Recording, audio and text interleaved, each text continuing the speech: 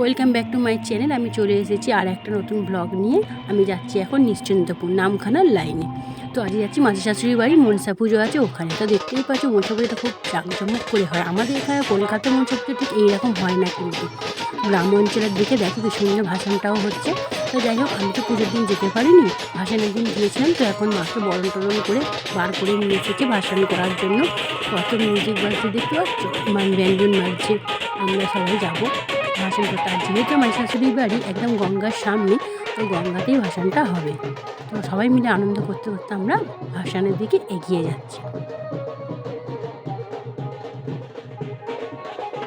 দেখো, যাই হোক, দেখতেই পাচ্ছ মাকে কত সুন্দর লাগছে বিদায়বেলা মায়ের। তো ভালো লাগছে না, মন মানছে না মাকে এরমভাবে বিদায় দিতে। তো যাই হোক, আসছে বছর আবার মায়ের সঙ্গে আমরা ফের আসবো, দেখাও হবে। তো দেখতে পাচ্ছি এই যে কলার মান্দাজটা করেছে, এর মধ্যেই মাকে ভাসান করা হবে। মাকে বসিয়ে দেওয়া হবে, তার মধ্যে অনেক রকমের খাবার দেওয়া হবে, খই দই চিড়ে বাতাসা অনেক কিছু। এরকমভাবে সত্যি আমি কোনোদিন দেখিনি যে মা মনসাকে এরকমভাবে ভাসান দেওয়া হয়। তো যাই হোক, এই যে আকাশটাকেও দেখছো, সেই দিন খুব বৃষ্টিও হচ্ছিল। তো যাই হোক, বৃষ্টির মধ্যে আমরা দাঁড়িয়েছিলাম।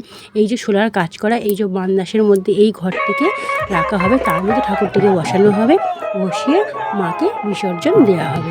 বিসর্জন বললে ঠিক ভুল বলা হবে, বিসর্জন না, মাকে এইটাই করে এই ঘরের মধ্যে রেখেই মাকে ছেড়ে দেওয়া হবে। মা এবার যেখানে জানি না কোথায় কোন দিকে গিয়ে মা ঠেকবে। তো যাই হোক, তোমরা দেখো সন্ধ্যেও হয়ে গেছে, প্রায় এখন 7টার মতো বাজতে চলেছে। তো যাই হোক, আমরা সবাই মিলে এবার চলে যাচ্ছি, বিসর্জন হয়ে গেছে। দেখা হবে তোমার সঙ্গে আবার একটা নতুন ভিডিও নিয়ে। ততক্ষণ টাটা, সবাই সুস্থ থাকো, ভালো থাকো।